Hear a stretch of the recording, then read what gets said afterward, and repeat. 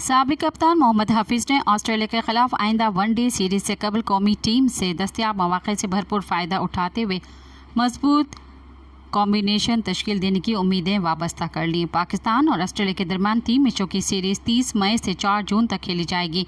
ये रवां बरस पाकिस्तान की दूसरी वनडे सीरीज़ होगी।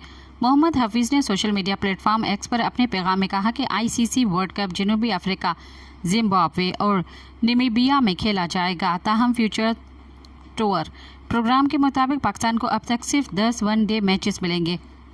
उन्होंने उम्मीद जाहिर की कि टीम इन मैचेस में बेहतरीन वसाइल बरवकार लाकर मजबूत स्क्वाड तैयार करेगी।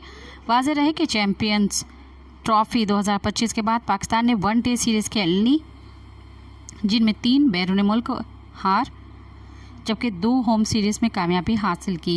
सब्सक्राइब कयो अवामी न्यूज़ HD खे ऐं ताज़ा तरीन ख़बरुनि लाइ ॾिसंदा रहो अवामी न्यूज़ HD।